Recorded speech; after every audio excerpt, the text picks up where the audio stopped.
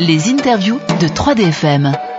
Nous recevons Valérie Corré dans le studio de 3DFM. Bonjour. Bonjour. Alors Valérie Corré, vous avez écrit un livre qui s'appelle Sois gentille. C'est une autobiographie qui est publiée aux éditions Au Verso et vous relatez le drame de votre vie. Alors je vais essayer d'expliquer ça très brièvement. Vous avez subi l'inceste. Vous avez été violée de l'âge de 6 ans à 8 ans. À 8 ans, votre mère vous a abandonné, puis vous avez été placée à la DAS. Je vous demanderai pas de raconter en détail, mais quelle petite fille étiez-vous ? J'étais une enfant très réservée, relativement timide. Comme beaucoup d'enfants à cet âge-là, on n'a pas forcément confiance en soi. Et puis donc on est forcément vulnérable. L'inceste que vous avez vécu, c'était votre père et votre oncle. Oui. Vous avez également une sœur. Oui. Mais elle a été épargnée. Alors je l'espère. Je l'espère. Ah, vous n'en êtes pas sûre? Je n'en ai jamais rien su. On ne se connaît pas beaucoup, ma sœur et moi. On se connaît juste comme ça, à l'heure de visite dans la famille, mais les discussions beaucoup plus sérieuses, plus profondes, plus personnelles, il y en a pas franchement eu. Voilà, donc je ne sais pas et j'espère de tout mon cœur qu'elle n'a pas subi ce que j'ai pu subir. Vous n'en avez jamais parlé à personne pendant des années, oui. Jusqu'au jour où vous décidez d'écrire une lettre à votre mère. C'était Exactement. En 2001 En 2001. 2001. Alors, c'était une amie à la base qui m'avait dit, écoute, je te sens tellement torturée avec cette affaire, pourquoi tu n'en parles pas à ta mère? Mais j'ai dit, mais chaque fois que je vais lui en parler, je sens qu'il y a quelque chose qui la gêne. Apparemment, faut pas aborder certains sujets. Et c'est là qu'elle m'a conseillé de lui envoyer mon histoire. Donc elle me dit, essaie de lui envoyer une grande lettre, quelque chose qui puisse déjà l'interpeller. Et je l'ai fait, donc ça m'a pris à peu près un mois parce que c'est pas évident. C'était la première fois que vous couchiez sur papier? La toute première fois, oui. Et donc je lui ai envoyé en février 2001 et en décembre de la même année, elle est décédée. Donc dans la famille, ils ont fait une sorte de rapprochement, c'est ridicule effectivement, mais pour eux, c'était de ma faute. Fallait trouver une responsable dans la mort de ma mère et en l'occurrence, j'avais le profil type. En fait, le drame, il est là, c'est que vous êtes coupable de tout. Oui, c'est un drame. Vous êtes quasiment coupable de subir l'inceste. J'imagine que c'est ce qu'on ressent, c'est ce que beaucoup d'enfants doivent ressentir, un sentiment de honte et de culpabilité. Oui, tout à fait. D'où le titre de votre livre, Sois gentille. On me faisait comprendre que je n'étais pas gentille, mais ça, ce sont les propos de pervers. Les pervers sont toujours très gentils, et ce sont les enfants qui ne le sont pas. Et si ils nous demandent de faire ce qu'ils attendent de nous, c'est parce que forcément ils savent ce qu'ils veulent, et en même temps, quelque part, il nous faut comprendre qu'ils font notre éducation quelque part. Donc voilà, un enfant croit à ce que va dire l'adulte. C'est une sorte de référence, même si elle est mauvaise, même si elle est négative. Alors la lettre que vous aviez écrite à votre mère, vous aviez 35 ans quand vous J'avais 35 ans. Vous n'avez jamais eu de réponse? Je n'ai eu aucune réponse et aucune réaction. C'est-à-dire que de février 2001 jusqu'à décembre 2001, il y a eu un silence assez pesant, assez lourd, qui a été difficile à mon niveau parce que je ne savais pas du tout ce qui se passait au niveau de ma mère, ce qu'elle avait besoin de me dire peut-être. Et oui, ça a été assez pesant. Et lorsque j'ai commencé à avoir plus ou moins des réactions, c'est lorsque j'ai su qu'elle était hospitalisée puis qu'elle allait mourir.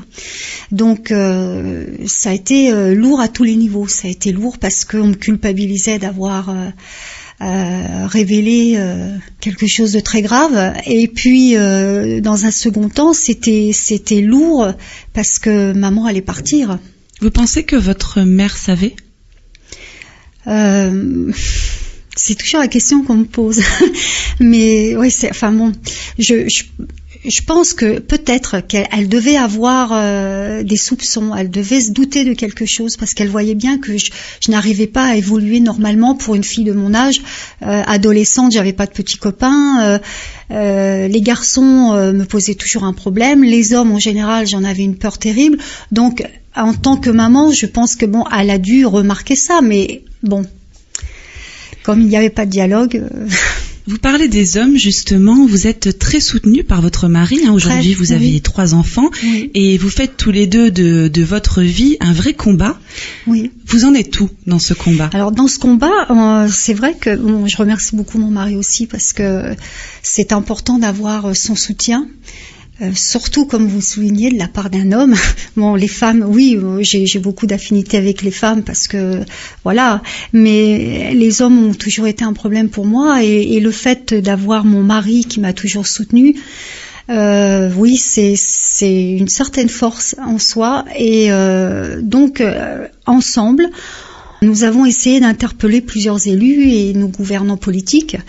Et il y a eu effectivement certains d'entre eux qui ont répondu, qui se sont intéressés effectivement à la problématique de la loi sur la prescription, et puis d'autres qui n'ont jamais donné de réponse. Donc, c'est ça en fait aujourd'hui votre combat. Ce mot, c'est un mot juridique qui est humainement incompréhensible. Cette prescription qui fait que 20 ans après avoir vécu un viol, on ne peut plus porter plainte, le criminel est hors de danger. Voilà. 20 ans après sa majorité. Alors, c'est justement pour la raison pour laquelle j'ai vraiment voulu faire ce livre, parce que il faut prendre conscience qu'un inceste, c'est un viol, c'est un crime. Alors évidemment, il y a viol et viol. Et ce qu'il faut que la société réalise, c'est qu'un viol, ça peut être commis par quelqu'un dans la rue, par un étranger, quelqu'un qu'on ne connaît pas du tout. L'inceste, c'est toujours un viol, mais là où le drame est encore plus important, c'est de réaliser que c'est commis au sein des familles et par quelqu'un de proche de la famille. Alors ça peut être un père, un oncle, un frère, voilà.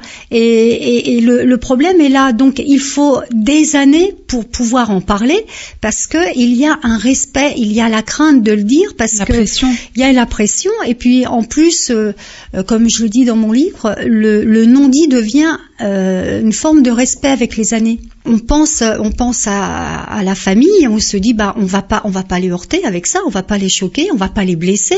Donc on retient ça pendant des années et puis on s'aperçoit au bout du compte que pendant ce temps-là, nous-mêmes en tant que victimes, on n'arrive pas à se construire, mais du tout. On est toujours à contre-courant de tout. Tout ce qui semble logique pour tout le monde, pour nous victimes, c'est incroyable, quoi. Pour nous, on a tout le temps le sentiment d'avoir à se surpasser. Et comme vous dites, vous vivez en plus une deuxième mort 30 ans après. Quand on vous lâche le mot, c'est trop tard. Oui, voilà.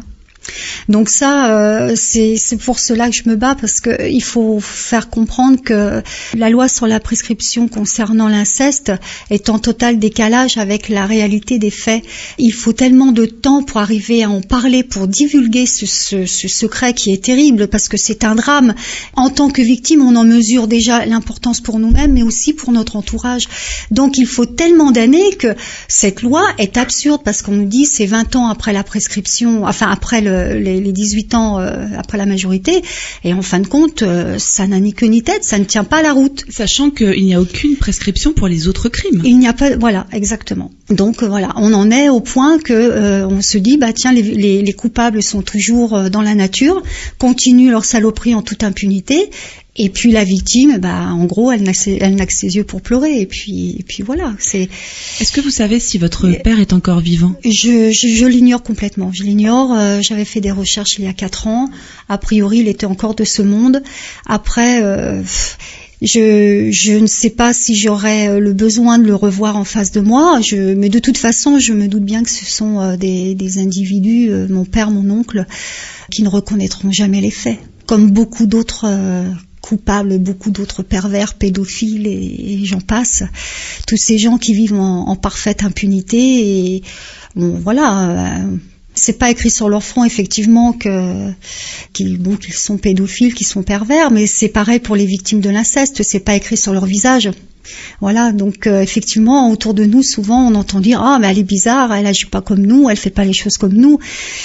On a du mal à dire aux yeux des autres, voilà notre problème. Voilà, parce que c'est tellement, excusez-moi l'expression, c'est tellement dégueulasse que on se sent limité à tous les niveaux pour en parler. Aujourd'hui, vous avez envoyé avec votre mari des centaines et des centaines de mails. Quel soutien avez-vous ? On a eu donc des soutiens de certains élus et là dernièrement, j'avais interpellé aussi l'association EVI. Alors EVI, c'est l'association des victimes de l'inceste au niveau international. Et cette dame m'a répondu là dernièrement et je suis quand même relativement soulagée qu'on ait pu se contacter et puis mettre certaines choses en place. Voilà, ça va nous permettre effectivement de faire avancer les choses au niveau de cette loi de la prescription. Et là, je sais qu'aujourd'hui, elle me disait qu'il va y avoir une présentation d'un projet de loi au Sénat le 26 novembre. Donc cette semaine-là, faut pas oublier que c'est la semaine mondiale de l'enfance. Et cette présentation de projet de loi, ce sera pour l'insertion de l'inceste dans le code pénal. Qui dit code pénal dit que les coupables pourront être inculpés de 10 ans, 20 ans, 30 ans, voire perpétuité. Si la prescription se poursuit, vous parliez aussi de fichiers systématiques. Oui, de fichiers systématiques, oui, afin que justement, même s'il y a du retard, mais une fois que la personne aura, porté plainte, que cette personne soit fichée. Et si jamais ça se réitère, parce que faut pas se leurrer, ça se réitère forcément à un moment ou à un autre, même si ça mettra 10 ans, 20 ans, la personne à un moment donné se fera avoir. Donc à ce moment-là, on pourra croire les dires de la victime et dire ah bah oui effectivement, on va ressortir le dossier et dire voilà, il y a un problème avec vous monsieur. L'écriture de Sois gentil, ça vous a soulagé quelque part ? Oui, énormément. Oui, ça m'a permis de comment je pourrais dire, de retrouver une certaine paix. Bon, elle est pas totale, elle est pas encore complète, mais c'est libérateur, c'est assez exutoire. Donc oui. Et puis le fait d'avoir été reconnu par une maison d'édition, c'est énorme aussi parce que faut se mettre à l'évidence que c'est un vrai parcours du combattant là encore. Ne serait-ce que pour se faire éditer et encore en plus se faire éditer sur un sujet comme celui-ci.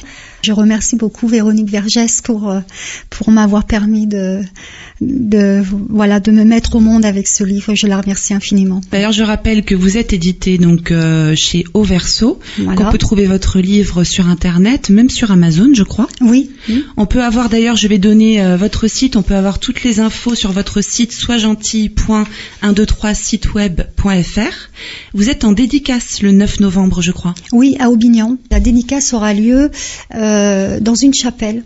Bon, je pense qu'à la lecture de mon livre, on ressent ce côté spirituel, ce côté j'ai beaucoup de foi, j'ai la foi et un côté très intériorisé. Je suis livre. Et bon, ça n'a pas été forcément voulu dans cette chapelle, mais bon, j'ai trouvé que c'était un beau clin d'œil quoi. Je me suis dit tiens pourquoi pas, et d'autant plus que cette petite chapelle elle appartient en fait au maire d'Aubignan. Il a tout un domaine de viticulture, donc on est en plein dans la vie, on est en plein dans l'histoire des vendanges dont je parle dans mon livre, en l'occurrence lorsque je suis allée sur l'île de l'Érins, où les moines ont toutes leurs vignes et font leur vin, voilà. Alors avant de terminer l'interview, je voudrais juste signaler aux auditeurs que votre livre s'adresse bien sûr en premier à ceux ou celles qui auraient vécu le même drame que vous, mais pas seulement. C'est un livre aussi qui informe, ce n'est pas cru, au cas où si les gens auraient peur de lire une histoire qui est quand même absolument dramatique et traumatisante. C'est très bien écrit, et puis on montre votre évolution, on part quand vous êtes petite, et puis jusqu'à votre combat. Donc sur 3DFM, on le conseille. Merci beaucoup.